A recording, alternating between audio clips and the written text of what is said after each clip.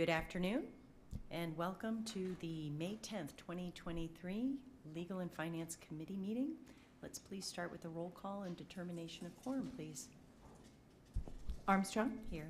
Roseland. Here. Nordstrom. Here. Solomon. Here. Jones. Here. We have a quorum. Thank you. Now it's time for the adoption of the agenda. Second. Motion by Mr. Solomon, second by Mr. Nordstrom. All in favor? Aye. Anybody opposed? Motion carries. Okay, now's the time for general public comment. This is a time for the members of the public to discuss or express concerns to the council on any issue not on the agenda. Action will not be taken at the meeting on any issue not on the agenda, except by placement on the agenda by unanimous vote of the council members present. Do we have any public comment forms? Anybody in the audience? And we will close public comment. Okay, moving on to our consent items, items 1 through 14. Let's start with number 3, under our police department.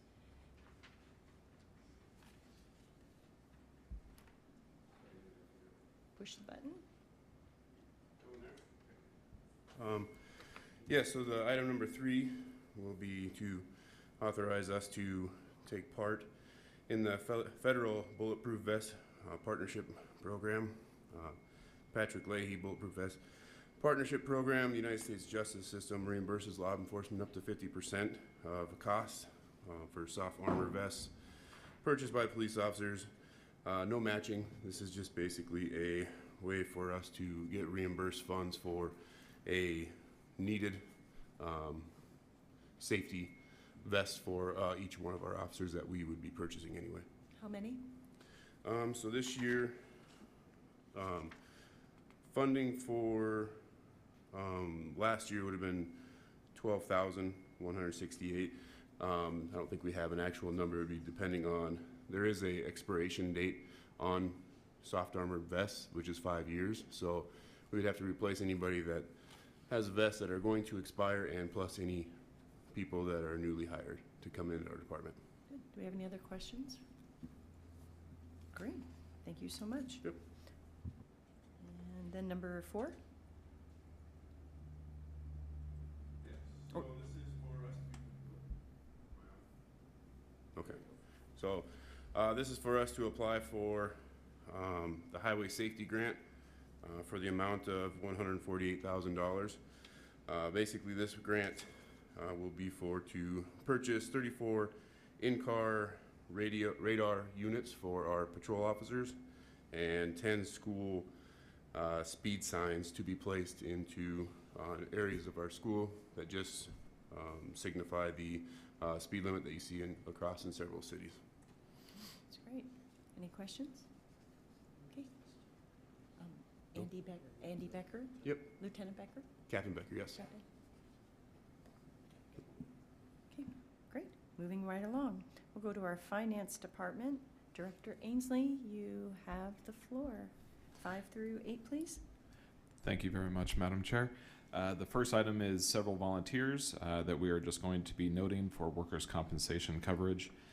The next item, number 6, is a resolution for some assessment of some abatement costs. The majority of those was kind of rubbish removal, but there was also some snow and ice removal as well.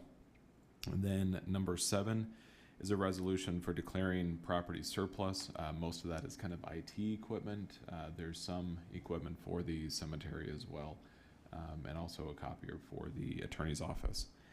And then lastly, that I'd like to bring up a minor adjustment is number 8, and that's to apply for a grant that is for some EV charging stations. What's included in the packet is a request for some EV charging stations at the airport. As we have been discussing with several of the granting agencies, staff, as well as some other staff members as well, it came up that it was highly encouraged that the grant request would be for a larger amount.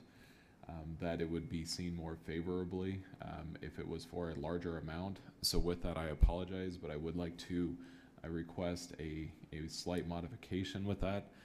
What we would like to do is keep the airport, which that 20% match, the airport board yesterday, I believe, approved that.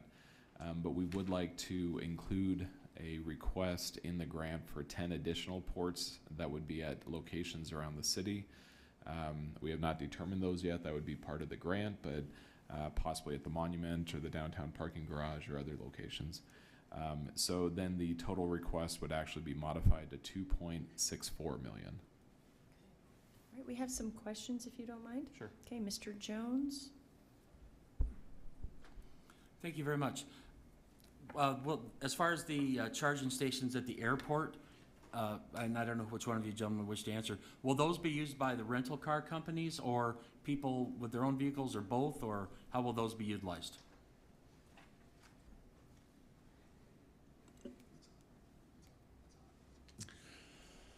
Madam Chair, Councilmember Jones, primarily what we're looking at right now is that those would be located in with the rental car lot, but they would be available to public based on what the requirements of the grant would be for accessibility of public to be able to utilize them. Would they be revenue generating type devices? Under the grant circumstances, there's not an ability for them to be, or Yes. Jamie's writing some of the grant pieces of it here, so. Hi. There is an element to recoup some of the costs for maintenance and things, and so as part of the grant, we've included planning dollars to assess and looking at what those could be. So there is a chance to recoup some of the maintenance pieces. Would that be by a user fee?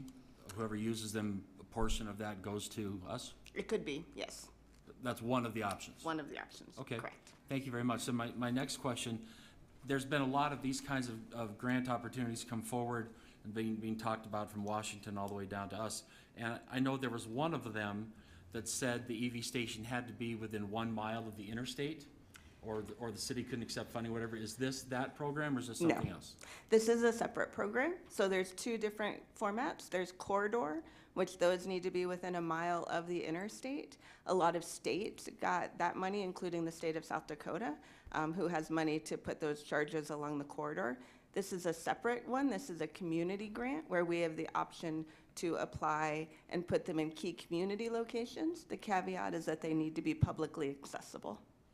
And would they be on a fee based also?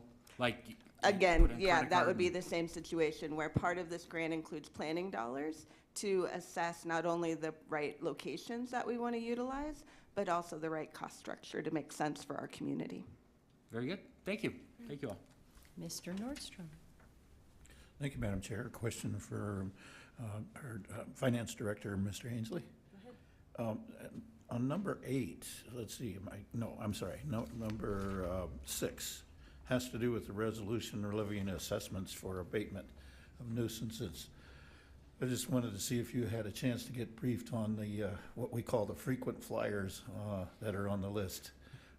It is an ordinance, and it looks like I've got to defer to Vicki Fisher. So, Director Fisher, do you handle the frequent flyer schedule for the, shall I say, administrative charges that are additional charges to that? Madam Chair, yes, this is something that comes through code enforcement. We receive complaints, we go out, we address these things, we abate the property if the property owner doesn't take care of it. When they don't pay that fee, then it gets turned over to finance, and that's how finance gets involved and brings it to you so that we can do this assessment. Looking at it, we always do a little tally sheet to see how many of these properties have had numerous violations. On many of them, it's their second and third. There's one on Elm Avenue, this is their 16th offense.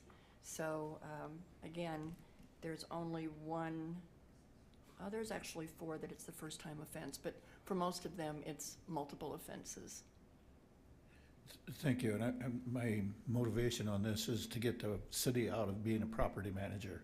And bringing this to the attention to the public, I think will help on this. So if there's further communication that we need to do on that, I think it would be worthwhile. Plus, it's the added expenses and everything that has to go along with being a property manager.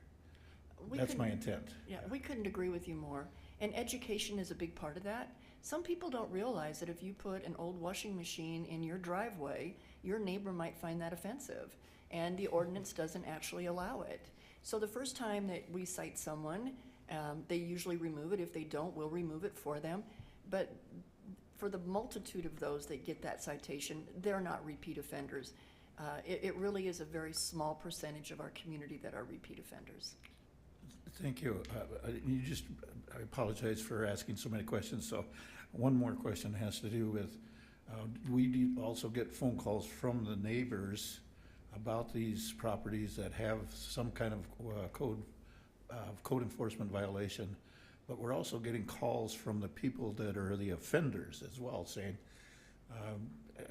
the neighbors are picking on me. Is it best to encourage them to talk to you first? Yes, after us, but is it a good idea for us to send that person to you, or how do you want us to handle that? We certainly would appreciate those getting deterred back to code enforcement. What the property owner that has the offense doesn't realize is that when we go out to look at that property, on their property, we go to the property of the person that filed the complaint and we look at their property too. So that if someone's calling the kettle black, we certainly are taking fair and just consideration. And many times that is the case, that someone has something that is outside of code sitting in their backyard or front yard, and then we gently remind them that they need to get it removed too. Thank you. I think that's all I have. Thank you, Madam Chair. Mr. Solomon, you have the floor. Thank you, Madam Chair. I direct this question either to Mr. Dame or Ms. Tennis. Who pays for the electricity in these charging stations? I assume that electricity comes from somewhere and somebody pays for the actual electricity. Do you know the answer to that question? Yeah, so that would be, at the airport, it would be West River Electric supplies it, and at the other city locations, it would be Black Hills Energy that supplies it. They supply it. Who pays? And then that would be part bill. of that cost structure to recoup that possibly from the customers who are utilizing it. But So we're we not could, paying for somebody. The city's not going to pay for someone's fuel, whether it's Not if electricity we or. don't want to, no, we diesel. don't need to, no. Okay. The other thing is, why is this in the best interest of the city? So there is definitely a movement towards getting more EV vehicles in the state. Like I said, the state received money and is going to be looking at putting them in those corridors. This is an opportunity for us to support and enhance the work that the state is doing. It's also an opportunity for us to take a look at the residents and the tourists who are coming to our community. And as more of them are utilizing electric vehicles, having the opportunity to provide that service to the community, as well as an economic factor. So as we put them in key locations, that's going to encourage individuals then to, while they're charging, visit downtown or visit the convention center and, spend their money here. And then, so there's those various factors. There's a lot of tools out there where you can project what the increase is going to be in EV usage in each state and even each metro area, and then project how many chargers you need. So in South Dakota, they are projecting by 2026 that the state will have reached 20,000 electric passenger vehicles, is what the state is projecting. Then if you look at like neighboring states, so for example, Montana has doubled the number of EVs registered in that state over the past 4 years. So this is something that is potentially coming, and it's a service that we can provide as well as recoup some of these costs. Okay.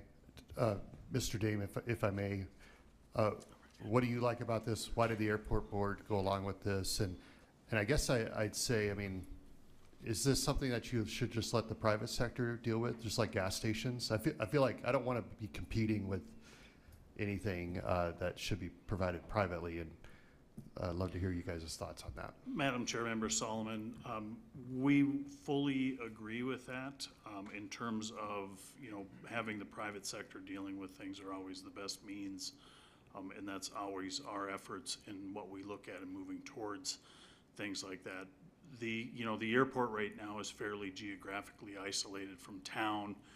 And, when you start to look at someone wanting to bring business out to the airport in terms of, they're much better suited usually in town with dealing with the volume of people who are gonna be there and the accessibility of that. When we look at the airport piece of it and we look at the fleets of car rentals, the car rental businesses as a whole are looking at the future of changing or starting to evolve their fleets into electric vehicles. So when we see, although the consumers may not be buying them locally at the same rate, that nationally the car rental agencies are gonna be likely in the position where they're changing their fleets over, to which we're hearing from companies like Hertz about their requirements to change over, roughly 20% of their fleet.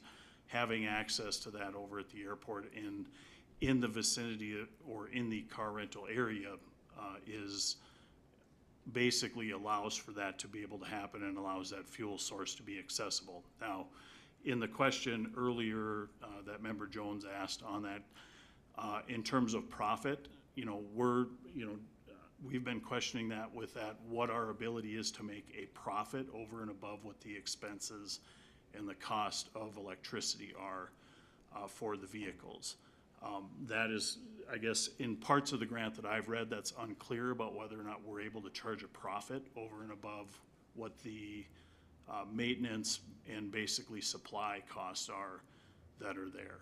So, we're looking at this in terms of being able to get ample power up the hill. Currently, we don't have enough power up the hill, both for the car rental agencies and for what's coming in terms of electric ground handling equipment in the not so distant future. So we're ensuring that by looking into a grant like this, we're looking ahead at what electricity needs are gonna be needed up on top of the bluff. And thank you, Mr. Dame.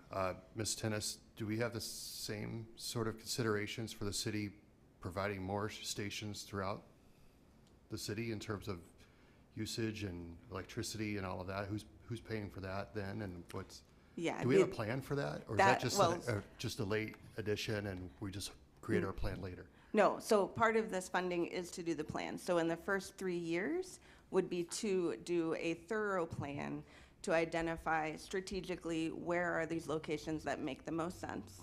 What should that cost structure be? And then it also gives us time to find additional partners that might want to be in it. So that you mentioned like the private businesses, there could be opportunities to work together in this. And then the airports will be installed sooner because it's part of their plan with their expansions and works in with theirs. But for those additional community sites, those wouldn't be implemented for 5 to 8 years from now. What if we don't like the plan? Or what if things change? Well, this would be our plan. What if things change in 5 years? And are we stuck with something that's, we don't need because we don't know what's coming? Mike, we had this discussion before with regards to accepting another EPA grant, that it was just for planning. And Mike, and the feedback I've received is that we are actually stuck with that plan, even if it doesn't work for us, that actually there's strings attached to the implementation, just not on the planning phase. Is that true here? So we'd be developing the plan, and it is a long-term grant. And so there are opportunities to make adjustments to the grant after the fact if awarded, to where if we did want to make changes. But the fact that this type of project, as well as that other one, give us the opportunity to develop our plan locally that makes sense for our community, there's real value in that. And so, yes, we can adjust the plan as we need to based on new knowledge, new technology. So like if private sector said we have charging stations, the city does not have to provide any charging stations? No, because we could change our mind? We could Do we have change to our give money mind and turn back then? and say, it's a reimbursement-based grant, and so we just wouldn't We be, would apply, okay, accepting those dollars. okay. All right, We- Mr. Solomon? I appreciate that, thank you. Yeah, I believe the finance department wants to weigh in, and just to clarify, we're just gonna let them apply for it, so I think, Yes. so let's go to Director Ainsley for some clarification, and then we can come back if needed. Thank you, Madam Chair. Those are all very timely, I think, discussion points. And I want to assure the council that by proceeding with this, number one, it's not even a guarantee that the city is going to be receiving the grant. But if the city does, as far as the citywide portion that we are bringing up, it is not a guarantee that the city is going to be proceeding with the installation of that. It would be providing a plan to come up with where there are locations that would make sense. By then, there's going to be further federal programs that should be providing some additional support for that. Different programs often are available for the private sector, and so in cases like that, it probably would make a great sense for a lot of our local hotels to be the ones that would have it on their properties. But with that being said, we're not sure what the programs are in 2 years, and so this would be identifying locations in our community where it makes sense, you know, whether it's the monument or the hotels or wherever it happens to be. And then once we develop that by professionals who are able to provide that appropriate guidance, then we would look at what programs are available and what's the most cost-effective way to do it, whether or not it's, you know, use of city assets, or is it use or trying to assist private sectors to be able to do that. This is not a guarantee that the city is going to be, you know, owning and operating these. That is an option, but as far as that decision point, that will be a couple years from now, other than at the airport. Okay, let's go to Mr. Nordstrom. There we go. Thank you, Madam Chair. Let's see, this discussion reminds me of what we did with the bus stops around the city. We had several bus stops that were located, and then several of them were turned over to private enterprise. So this conversation reminds me of that same instance. So we had an opportunity to help the transit system out, the public transportation. Megan Gould was able to work up a deal with a private contractor, and so this discussion reminds me of that conversation that we had during that time to be advertising on local park, on bus stops, benches. So it's something that we can modify later on, yes. And we did start off with our own benches, and so I just want to reassure that that possibility still remains with the EV charging stations. Thank you. Okay. Any other comments? I'll just make a quick one. Director Dame and Ms. Tennis, thank you for your outstanding work and forward thinking. Our city is very grateful to have you here and looking forward. We appreciate that. Okay, moving right along. We will go to our Community Development Director, Fisher. You have the floor for Thank you. number 9. Yes, and so 9, 10, and 11 are all TIF-associated items. I'm going to give you a very brief overview and then point out that Sarah Hansel is in the office if you have any additional questions. So number 9 is to create a tax increment district boundary and a project plan. This is in the amount of about $1.3 million, and it's to build approximately 900 linear feet of country road located in the northern portion of our community, west of Haynes Avenue. It would include the road and some grading and accessory expenses associated to that construction. Would like to point out that both the TIF committee and the Planning Commission are bringing this forward to you with a recommendation to approve. Item number 10 is again a tax increment financing district and to adopt a project plan. This one is in the amount of just slightly under $6 million, and it's to create a lift station, force main, gravity sewer, in order to serve property that's we are currently calling High Point Ranch. The interesting thing about this one is that this is providing regional service. The adjacent property to the east, which is not under the ownership of this same applicant, they would benefit from this as well based on the elevations. A portion of that property would be able to be sewered as well. And so the TIF committee and the Planning Commission did bring forward a recommendation to approve on that one. On item number 11, this is to dissolve a tax increment district that was created in 2014. This was originally put in place to assist with some development along St. Joseph Street from Myrtle Avenue to Maple Avenue. However, there were no costs that came forward as a part of creating that TIF. And by state law, all of the expenditures must be completed within 5 years. So at this time, we just need to dissolve it, and that would be our recommendation. Mr. Jones, you have the floor, Thank you very much. Question for Director Fisher. please. Item number 10, is this lift station and things that are going to be going in to provide services for residences or other things that are already there? Or is it to allow for expansion in that area, or C, all of the above? It's for expansion of the area. So as a part of platting property and creating additional residential lots, we brought forward a preliminary subdivision plan before the city council and identified that they would need to collaborate with the city and bring forward a lift station in order to be able to sewer this property. And again, the good thing is though they're getting the sewer for their project, there is a property owner to the east that will benefit in the future when they decide to subdivide.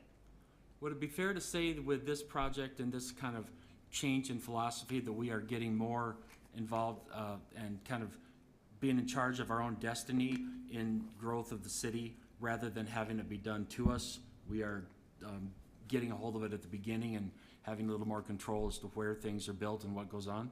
Madam Chair? Very philosophical question. Absolutely, and please say yes. And so, absolutely, when a developer comes forward and asks for a TIF, and they need that TIF in order to complete the project, then we can look at such things as, is this infill development? Is this sprawl? What is the benefit to the city as a part of this TIF? Right now, there is such a need for housing that there is benefit. This will put a significant number of homes available on the market, and even though these will be upper end homes, we need those too. We need homes of all levels to expand in Rapid City.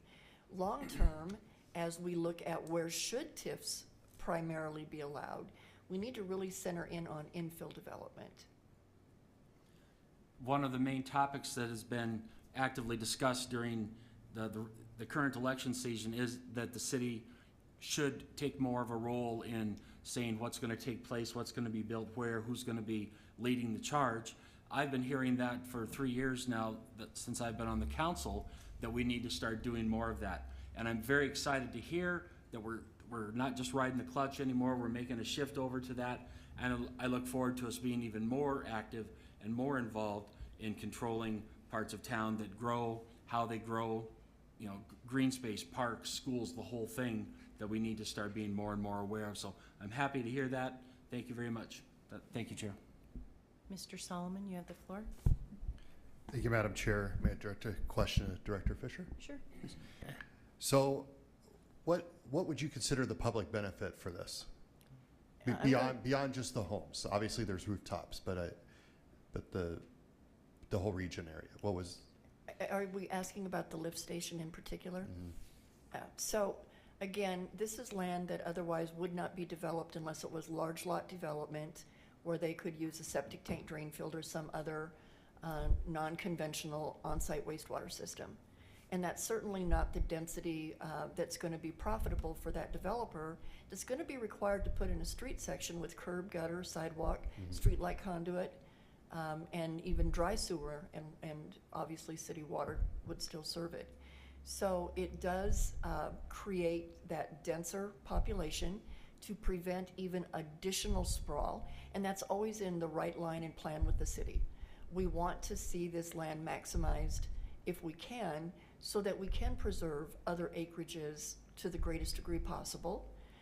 And in this case, it not only allows this property to line up with that design, but it opens the door for the neighboring property as well. The neighboring property is currently not in city limits, right? No, but if they were to develop, they would be required to annex, and that's how they would then utilize the city services. And we know one of the big needs in this area is another access point out of that area. The deeper we go into High Point, we talked about a road cutting through either to Chapel Valley or Carriage Hills or Corral Drive or something along those lines. Does this help us in that regard? Just looking at the map, does it help us get there, getting any closer to that, or is it really irrelevant?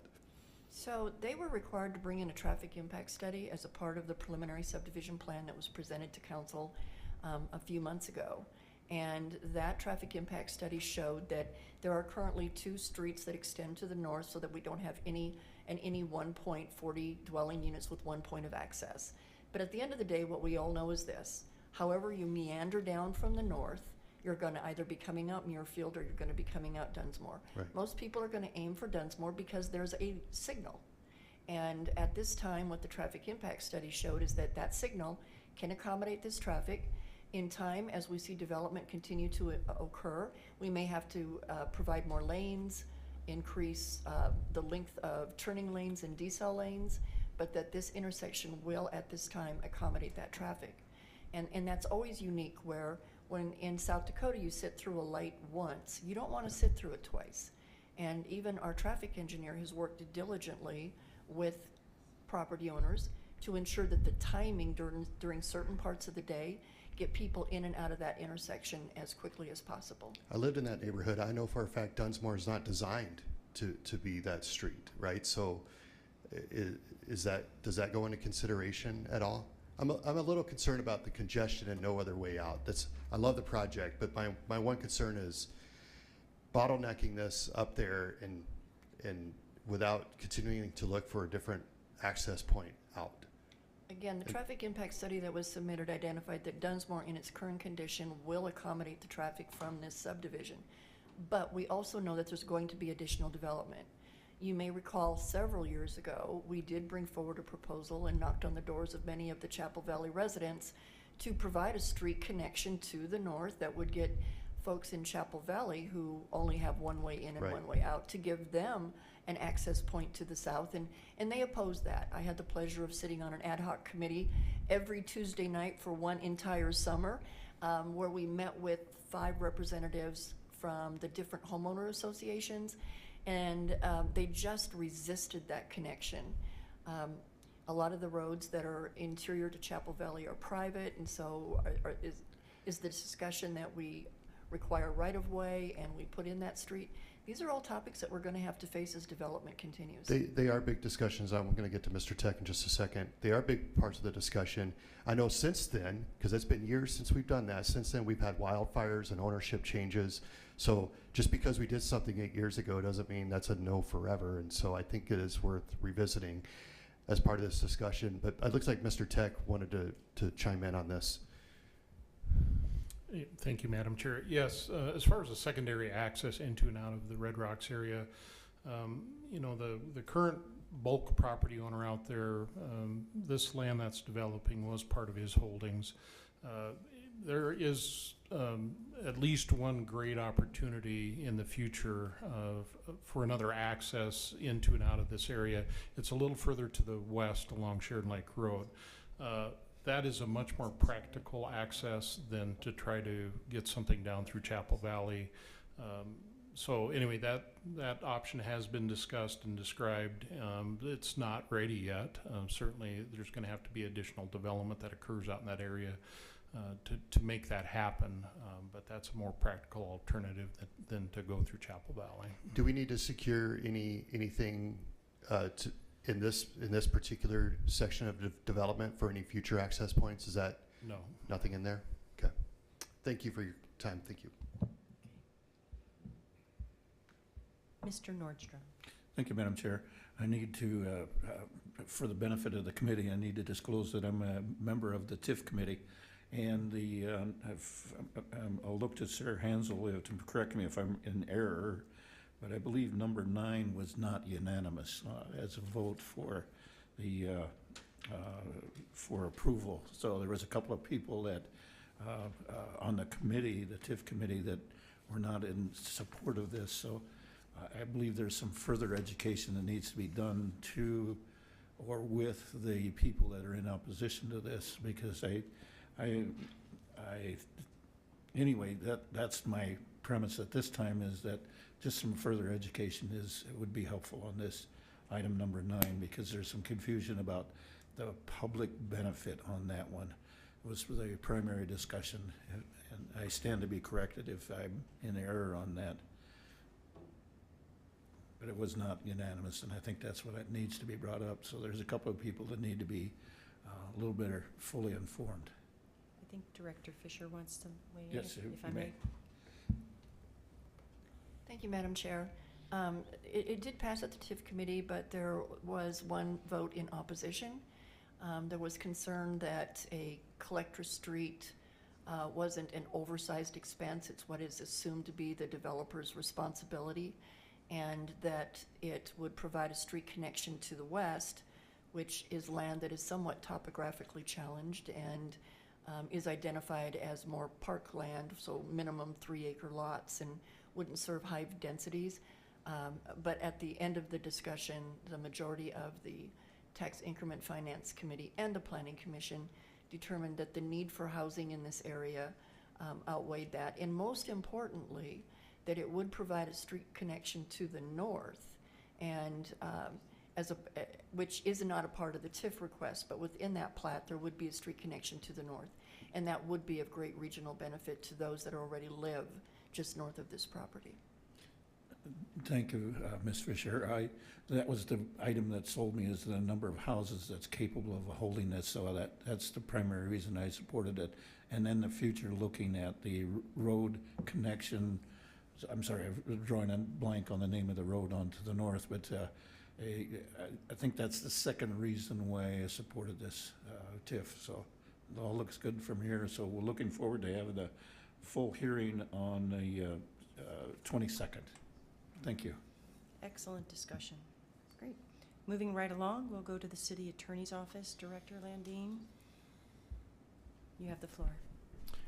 Thank you, Madam Chair. On item number 12, I would defer to Kinsley Groot from my office. I believe there's also a representative from the Game Fish and Parks to talk about the program.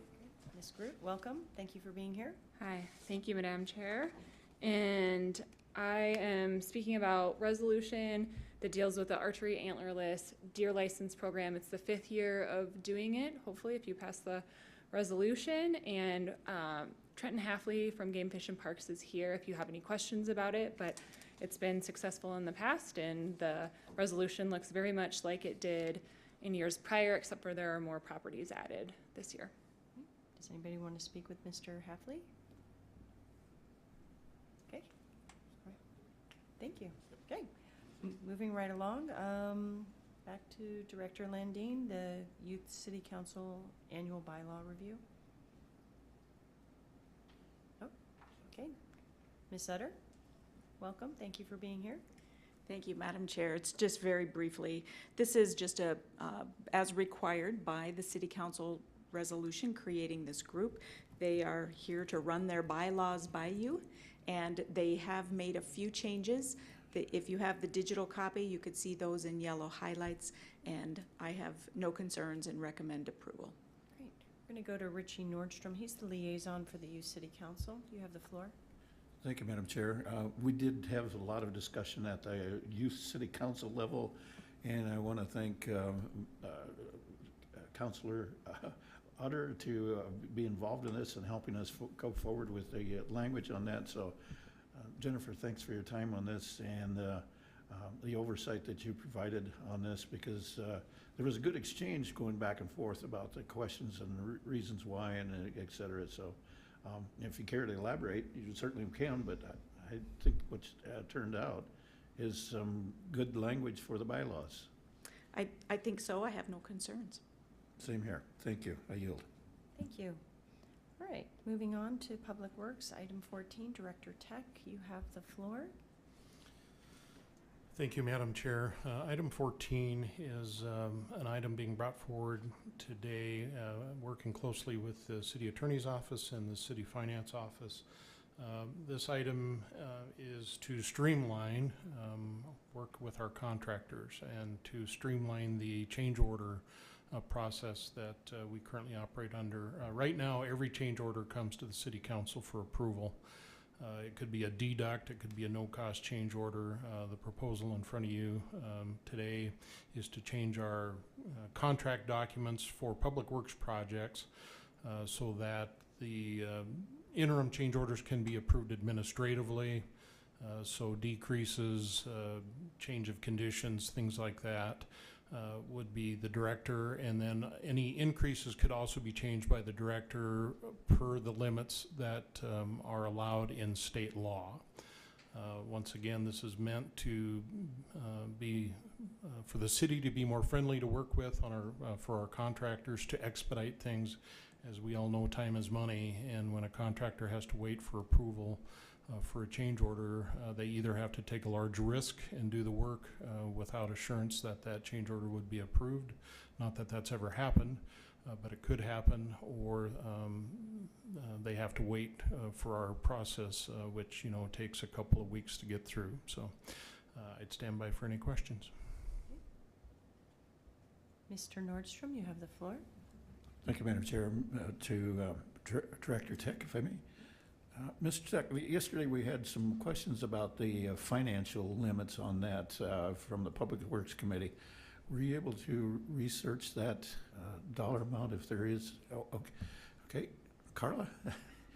Ms. Cushman, I think the question that arose yesterday was an important one, but I support the concept, but we need to understand a little bit about if there is a dollar amount that has to be involved in this, where it reaches a certain point. There is a dollar amount in the code, and I brought the code book, but I grabbed the wrong one. Oh. But state law allows change orders up to a certain amount, but it's based on the size of the contract. And what I can recall is if the contract is up to $500,000, it can go up to 5%. If it's a medium-sized contract from 500 to 2.5, it's 10%, and if it's over 2.5 million, then it's 15%. And those are the way this is written. We would use those limits and the other limits in that statute. Thank you for that. And what I can recall, I've looked at most of I haven't gotten through every one of them, but I've looked at most of the increases, decreases, no changes, and so I don't think we're anywhere. Most of them that I've seen are not even close to those limits. So I fully support this. It'll expedite it and streamline everything. So looking forward to that. I can't think of anything else unless you have something else to offer on that. I don't. Okay. Ms. Hutter, do you have something? Okay. Thank you. Mr. Jones, you have the floor. Thank you very much. When I read this, I like the idea of 2 out of the 3 items. I, for one, when we see the change orders in front of us, up, down, no change, whatever, I feel a little more connected to the projects as to what's going on, how we're spending, projects going up or down in price. A lot of times I like to ask questions as to why there was a change, whether it went up or down or not. And I would expect that we would still see those items, I guess to Mr. Tech, we would still see those items on our agenda as we do now?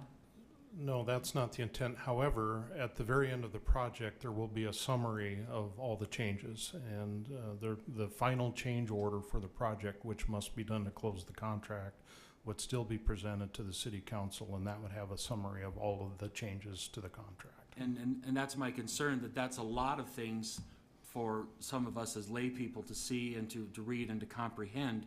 Seeing them as they come forward is very comfortable for me, because I can kind of keep track and see how things are going in a manner that works for me. I also totally understand that holding up change orders holds up projects and costs money. So my personal compromise, I can support the director being able to approve them if it's a decrease or at no cost, but I'm not comfortable with increases taking place, and this has nothing to do with our personnel or anything like that. I just think we as council members need to stay closer to the projects, especially when more money is being spent than what was initially approved, so we can be aware at the time that it's taking place, not at the end when it's all said and done. So that's where I can compromise on this project. I can't support the allowing the increase to be approved separate from the council. Thank you. Great. Thank you, Mr. Jones. Okay, I believe we're at the end of our consent calendar. I'd welcome a Motion? Move to approve all items. Okay, motion to approve all items, 1 through 14 by Mr. Nordstrom, a second. Oh, I'm sorry, I didn't see you. Could we take out number 14 Sure. for separate consideration? Okay, I'll make that part of the motion. all right, so how do we want to do that? Approve items 1 through 13. with the exception of 14. Okay, everybody clear with that motion? Okay, do I have a second? Second. Okay, motion's on the table by Mr. Nordstrom, second by Mr. Roseland. All in favor? Aye. Any opposed? Motion carries. Thank you for that clarification. All right, we're moving to our non-consent items, 15. Madam Chair, can we deal with item 14? Yeah, absolutely. And I think, just to allow more time to chew on it, I would recommend just sending this to council without recommendation. And that way, some of these concerns we can work Okay. through and perhaps make a decision Monday night. All right, we have a motion on the floor to send this to Monday night's council meeting without recommendation. May I get a second? Second. Second by Mr. Jones. All in favor? Aye. Any opposed? Motion carries. Now we're at the end of the consent calendar, and we'll move to consent items 15 through 16. Going to our Finance Department, Director Ainsley, you have the floor. Thank you very much, Madam Chair. This is the second reading for the supplemental appropriation number 2 for the current year 2023 budget. There have not been any changes compared to the first reading of it. Again, I just want to note that though it is a very large dollar amount, almost all of it is for projects that were that are ongoing from last year that just were not completed, and so the money is being provided for this year so that we can finish the projects. Any questions or discussion? Move to approve. Second. We have so I guess I should read it in. Second reading and second recommendation of ordinance. Oh gosh, I have my glasses on. 6567 regarding supplemental appropriation number 2 for 2023. A motion by Mr. Nordstrom and a second by Mr. Jones and everyone else. All in favor? Aye. Any opposed? Motion carries. Okay, moving to the city attorney's office. Introduction and first reading of ordinance number 6573, an ordinance amending the code to remove redundant language or sections, fix certain typographical errors, and update obsolete language regarding persons with disabilities. Mr. Jones, you have the floor. Thank you very much, Madam Chair. When I read this one, I replied to the city attorney's office asking for some little more information and clarification. I want to thank Justin Williams for his very good reply and give me the exact information I was looking for. So terminology in the world of people with handicaps or disabilities or whatever has become a large part of my life the last few years since my car accident, back surgeries and things. And so I was very interested to see what some of these were. And they are terms that are changing from like handicapped person to person with disabilities.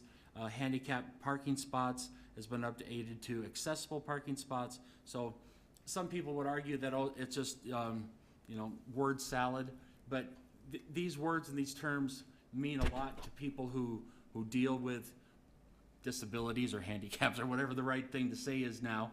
And I appreciate the fact that we are doing this. It shows a great deal of respect to people who have those kinds of issues. Some we see, some we don't see. So it's important that there be an ongoing level of respect and acknowledgement in taking good care of those members of our community. So Justin, thank you. And I want to make a motion to approve item 16. Okay, we have a motion to approve. We have a second. Mr. Williams, do you care to add any comments to this? Thank you, Madam Chair. No, I don't have any additional comments. You could see in the summary that I provided to you all, most of the changes are typographical, things that we had kind of kept track of in our office internally as things that, when we get a chance, it'd be really great to fix this, but it doesn't make sense to do an ordinance with 1 comma or 2 commas. So we kind of combined it into just a general list, and we decided now would be a good time. We have enough items here that we thought, well, let's just bring what we call kind of a cleanup ordinance. And so that's what you have before you today. Any other comments? I'll just make a quick one. In my professional realm, I work with people with different abilities, and words matter. So I commend our city for making these efforts. It might not seem like it's necessary, but I will definitely attest that it does matter, and thank you for your work with this. Okay. We have a motion on the floor. All in favor? Aye. Any opposed? Motion carries. Anybody want to share committee assignments, what we're doing? I'm going to share real quick. At our airport board, our Ward 5 Alderman-elect Rod Pettigrew stepped down yesterday as president of the board. We have a new board president, Dustin Dale, and Dr. Robert Hall is our vice president. So we appreciate their work out there. And then the Rapid City Public Library Board meeting will be this Friday. I would welcome a motion to, okay, motion to adjourn by Mr. Solomon, second by Mr. Nordstrom. All in favor? Aye. Any opposed? Motion carries. These items and Public Works will be forwarded to Monday night's council meeting. Thank you.